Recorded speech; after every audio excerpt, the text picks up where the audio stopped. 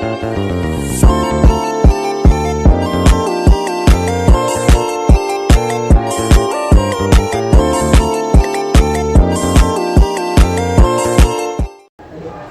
pertama adalah fungsi pajak. Di Indonesia, pajak sejatinya memiliki 4 fungsi, yaitu fungsi anggaran, fungsi mengatur, fungsi stabilitas, dan yang terakhir adalah fungsi distribusi pendapatan.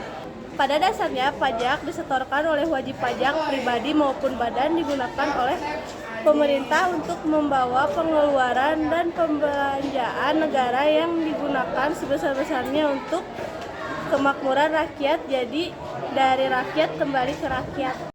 Poin kedua ada pajak dan peraturan pajak. Ada hukum pajak. Hukum pajak adalah hukum yang bersifat publik dalam mengatur hubungan negara dan orang atau badan hukum yang wajib untuk membayar pajak-pajak itu.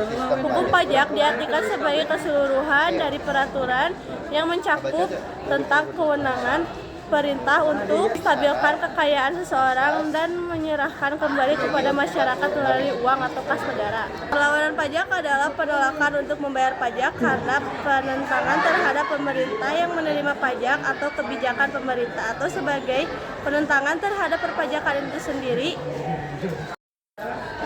Berikutnya ada hierarki peraturan pajak. Hierarki peraturan perundang-undangan perpajakan.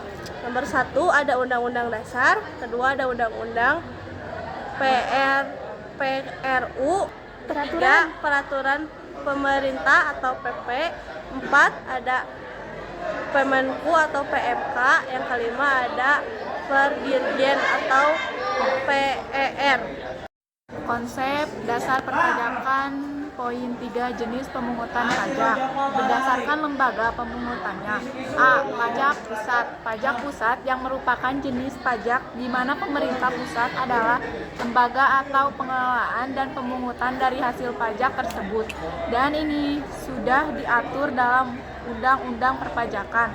Namun terkadang ada juga sebagian jenis intrusi yang bekerja sama dalam pengambilan pajak selain dikelola langsung oleh pejabat pusat dan juga diberikan wewenang pada pemerintah daerah. Pengelompokan pajak pusat ini adalah PPH, PPN, 3 PPNBM, Bea Matrai, PPB, pertambangan dan perkebunan serta perhutanan. Berdasarkan lembaga pemungutannya.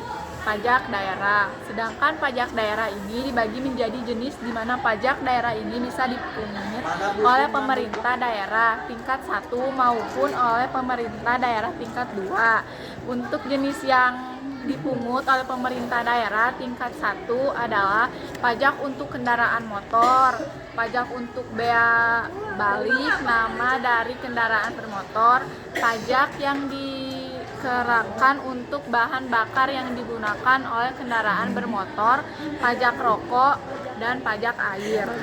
Sedangkan jenis pajak yang dipungut oleh pemerintah daerah tingkat 2 adalah pajak hotel, pajak restoran, pajak reklame, dan pajak hiburan. Berdasarkan pihak yang menanggungnya. Berdasarkan pihak yang menanggung pajak terdiri dari 2 macam pajak, yaitu pajak langsung dan pajak tidak langsung.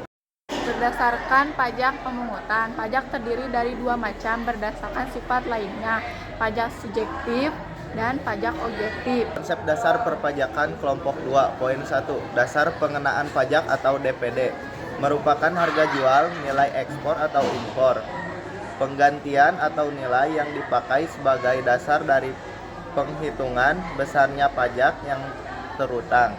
Jadi, nilai dasar yang digunakan untuk menghitung pajak terutama PPN, PPh pasal 22, PPh pasal 23, dan PPh pasal 4 ayat 2 disebut DPP 21 November 2023. Dasar DPP meliputi harga jual, penggantian, nilai impor, nilai ekspor, dan nilai lain-lain.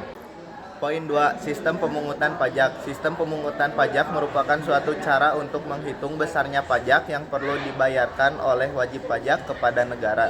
Dengan kata lain, sistem ini menjadi metode untuk mengelola utang pajak yang bersangkutan supaya bisa masuk ke kas negara. terbagi menjadi 3 bagian. 1. Official Assessment System, suatu sistem pemungutan yang memberi wewenang kepada pemerintah. 2. Self Assessment System, suatu sistem pemungutan yang memberi wewenang kepada wajib pajak. 3. Withholding System, suatu sistem pemungutan pajak yang memberi wewenang kepada pihak ketiga, bukan fokus dan bukan wajib pajak yang bersangkutan. Poin 3. Syarat pemungutan pajak. Syarat pemungutan pajak adalah landasan prinsip yang harus ada dalam setiap aktivitas pemungutan pajak. Berikut 5 syarat pemungutan pajak di Indonesia. Syarat keadilan. Pemungutan pajak harus adil. Syarat yuridis. Pemungutan pajak harus berdasarkan undang-undang. Syarat ekonomis. Pemungutan pajak yang tidak mengganggu perekonomian nasional. Syarat finansial. Pemungutan pajak harus efisien. Poin 4. Asas pemungutan pajak. Asas domisili, asas tempat tinggal, asas sumber, asas kebangsaan. Poin 5. Teori pemungutan pajak. Meski menjelaskan berbagai teori tentang dasar pemungutan pajak, pembayaran pajak umumnya telah dianggap sebagai sebuah beban ketimbang sebagai sebuah kewajiban, apalagi sebuah kesadaran bahwa pemungutan pajak memang perlu didukung. Hal ini antara lain disebabkan karena tidak adanya